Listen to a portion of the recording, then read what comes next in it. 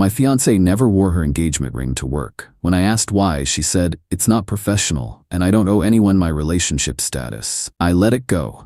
Until one of her coworkers sent me a group photo, captioned, "Office's favorite single girl." I didn't say a word. 3 days later, I made one move that blew everything up. She's been blowing up my phone ever since, begging me to please help her. I didn't notice it at first.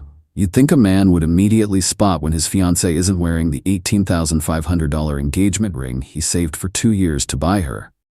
But Melissa was smart about it. She'd take it off right before leaving for work, slipping it into her purse. Then she'd put it back on the minute she walked through our door in the evening. It wasn't until I surprised her at lunch one day, bringing her favorite sandwich from that deli across town, that I noticed her bare finger. "Where's your ring?" I asked, setting down her sandwich. The question seemed to startle her. Her eyes flicked to her hand, then back to me. "I don't wear it to work." "Since when?" "Since always, James." She unwrapped her sandwich, not meeting my eyes. "I've never worn it to work."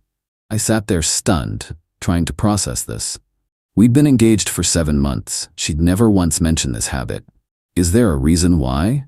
Does it get in the way of typing or something?" I asked, trying to keep my tone casual while my mind raced through darker possibilities. "It's not professional," she said with a dismissive wave of her naked left hand. "And honestly, I don't owe anyone my relationship status. It's easier to keep things strictly business." I let it drop. Didn't want to seem like some insecure, controlling asshole making a scene in her office, but it nagged at me all afternoon. That evening, I brought it up again as she was making dinner. "I didn't realize your workplace was so traditional about jewelry. Seems odd in 2023. Melissa sighed dramatically, putting down her knife.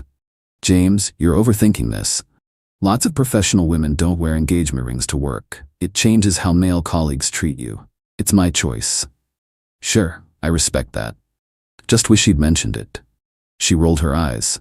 "Do I need to report every piece of jewelry I decide not to wear?" And that's how the conversation ended, me feeling vaguely ridiculous for even bringing it up. Slightly annoyed but victorious in shutting down further discussion. I might have forgotten the whole thing, except for what happened 2 weeks later. I was scrolling through Instagram when I noticed a post from Keith, one of Melissa's coworkers I'd met at their holiday party.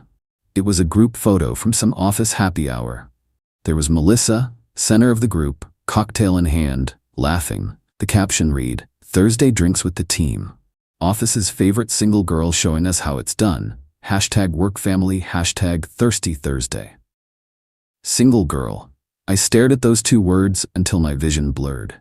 Then I zoomed in on her left hand, visible around her cocktail glass. No ring, obviously, but it was the hashtag in caption that knocked the wind out of me.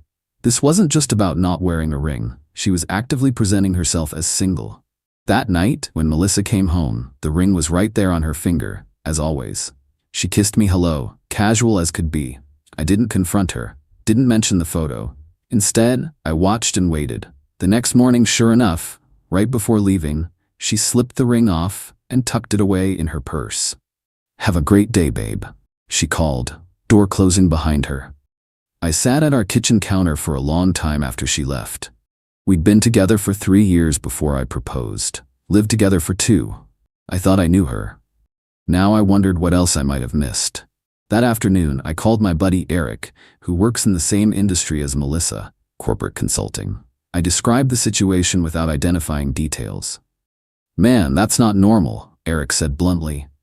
"I know plenty of married women in the field. No one's hiding rings for professionalism anymore. This isn't 1962.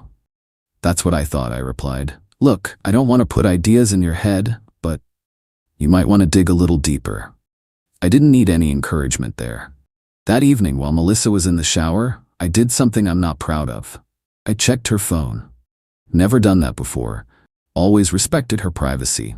But the ring thing had shaken something fundamental in my trust. What I found was worse than I imagined.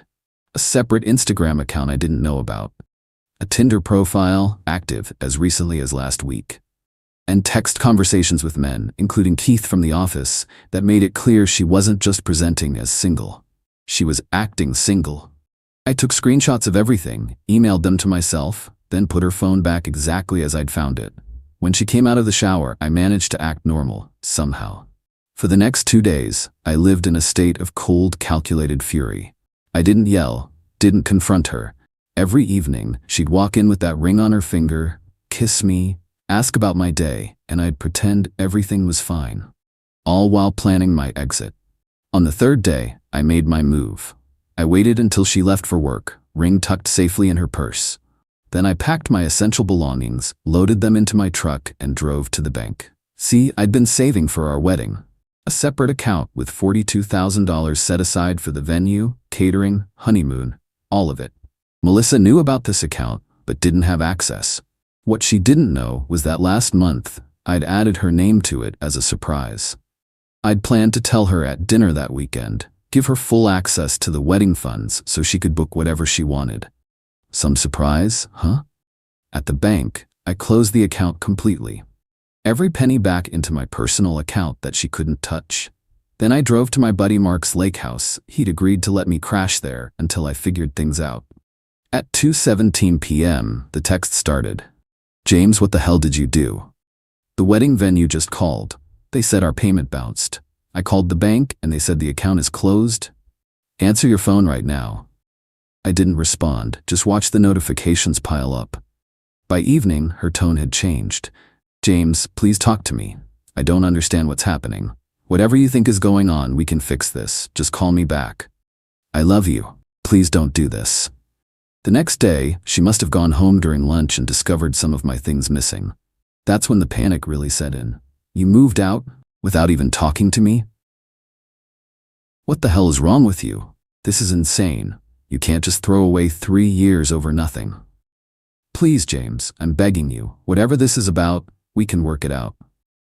Still, I said nothing, just documented everything. Then her latest message caught me off guard. Oh God, did someone tell you something? Is this about the work stuff? I can explain everything, I swear. It's not what you think. That evening, I finally broke my silence. I sent her exactly 4 items. 1, the screenshot of Keith's Instagram post. 2, a screenshot of her Tinder profile. 3, a screenshot of her texts with Keith discussing how I was clueless about them. 4, a photo of my empty ring box. No commentary, no angry message, just the evidence. Her response was immediate. Phone calls, texts, emails. She showed up at our apartment, now just hers, since I'd paid the next 3 months' rent but removed myself from the lease.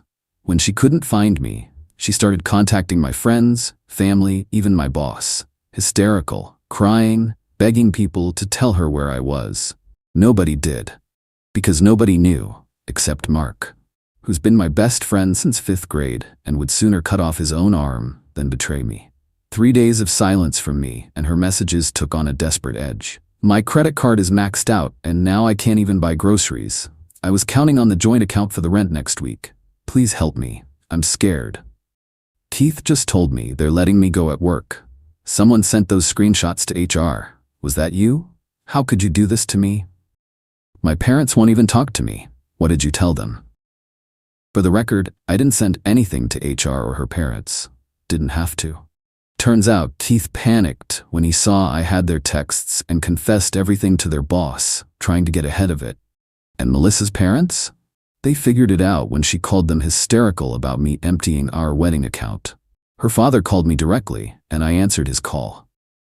When he heard my side, including seeing the evidence, he just sighed deeply and said, "She's always been her own worst enemy. I'm sorry, son." It's been 2 weeks now. I've moved into a new apartment. Filed for a clean break?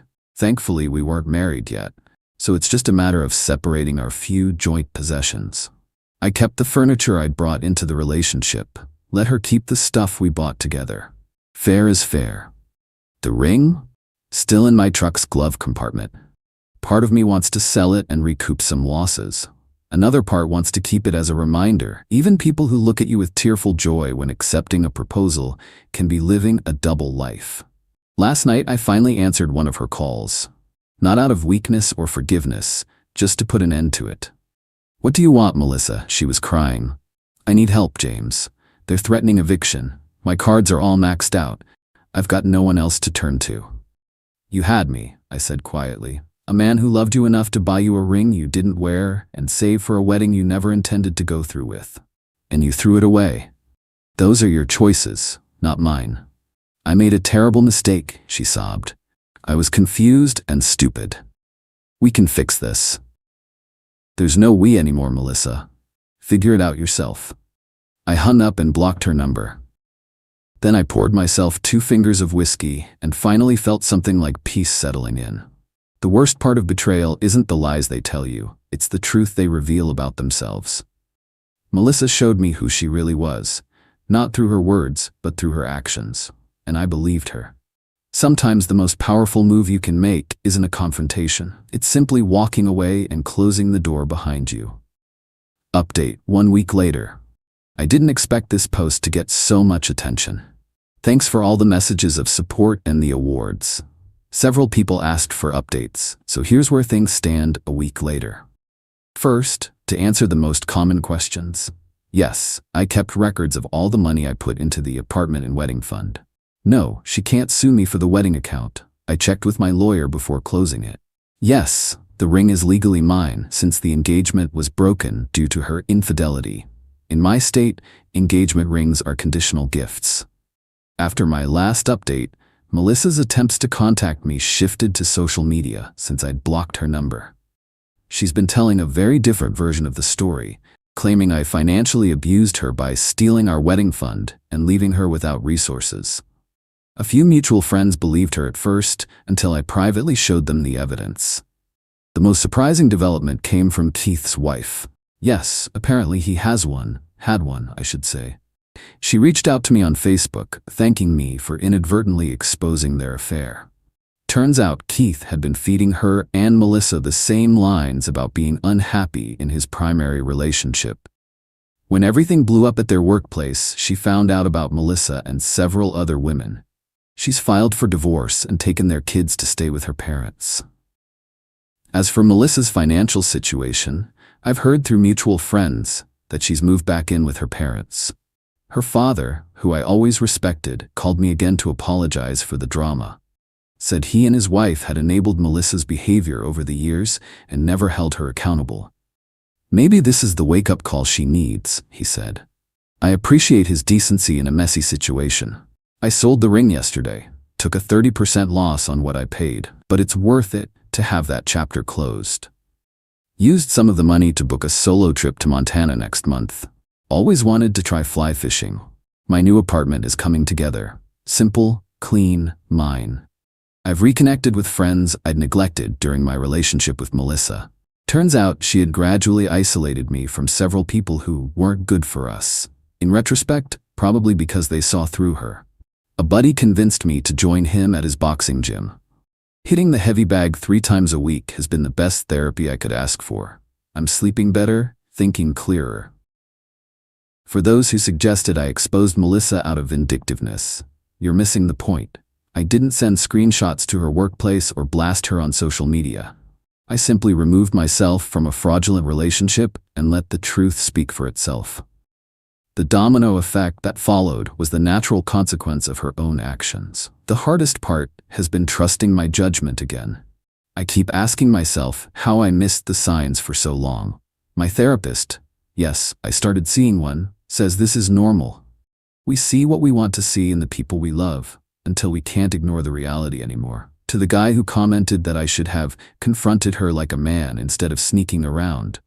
Buddy, confrontations are for people who deserve explanations. You don't owe a play-by-play to someone who's been deceiving you for months.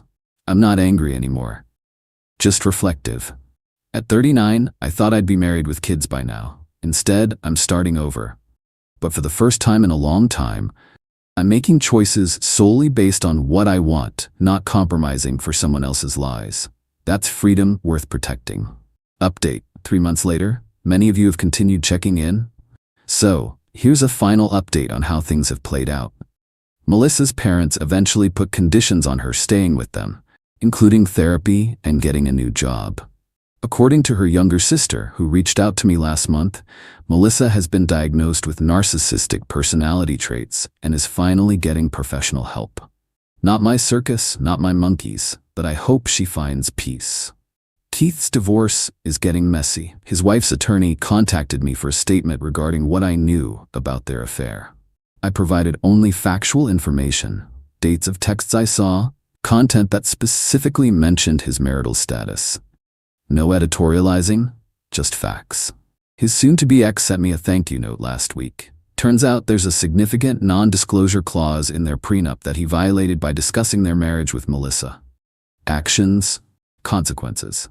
On my end, life has settled into a new normal. That Montana fly fishing trip was exactly what I needed. A week of mountains, rivers, and zero cell service. Came back feeling like myself again. The boxing gym has become a regular part of my routine. Dropped 15 pounds of relationship stress weight and gained some definition I haven't seen since my early 30s. Work is going well. I was promoted last month. Might have happened anyway, but having my full focus back on my career instead of managing Melissa's constant dramas has certainly helped. Dating? Not yet. I've had opportunities, but I'm taking my time. Working on being comfortable by myself first. My therapist says that's healthy, and for once I'm following professional advice instead of trying to muscle through alone. The money from the ring funded not just the Montana trip, but also a photography course I've always wanted to take. Found out I have a decent eye for landscapes. It's become a weekend hobby that gets me outdoors and focused on something constructive. Last week, I ran into Melissa at a grocery store. First time I've seen her in person since everything happened. She looks different. Thinner, less makeup, more subdued. She approached cautiously and asked if we could talk sometime. I told her I was glad to hear she was getting help, but that I didn't see a purpose in reopening old wounds. She accepted this without argument. Growth, perhaps. As I was leaving, she said something that stuck with me. I never deserved that ring. Not because of what I did, but because I never appreciated what it meant. For once, we agree on something. So that's it, the final update. I wanted to thank this community for the support during one of the darkest periods of my life. Your comments, messages, and shared experiences helped me realize I wasn't crazy for feeling betrayed, and I wasn't wrong for walking away. To anyone going through something similar, trust your gut, document everything, and remember that how you handle betrayal says more about your character than it ever will about theirs. Life goes on, and sometimes it gets better than you could have imagined. Eat it. Several people have asked about the financial aspects of the separation and whether Melissa had any legal claim to the wedding fund. To clarify, the account was solely in my name until 1 month before everything blew up. I had added her as a beneficiary, but not a joint account holder. She had never contributed to it. All funds were from my separate savings. I consulted with a lawyer before closing it, who confirmed I was within my legal rights. Whether or not it was an asshole move, as some have suggested, is subjective, but it was completely legal. Edit 2. To the person who asked about the one move that blew everything up, it was closing the wedding account. Melissa had already made numerous non-refundable deposits with vendors based on the assumption she had access to those funds. When the account closed, payments bounced, vendors called her, and her house of cards collapsed. I didn't actively expose her double life. I simply removed my financial support, and the truth revealed itself. Eat it 3. Reading some of these comments has been eye-opening. To the people suggesting I should have supported her financially during the transition period regardless of her betrayal. Are you serious? Would you continue funding the lifestyle of someone who was actively deceiving you? Respect is a two-way street. When she chose to present herself as single while enjoying the financial security of our engagement, she forfeited any claim to my support. You reap what you sow.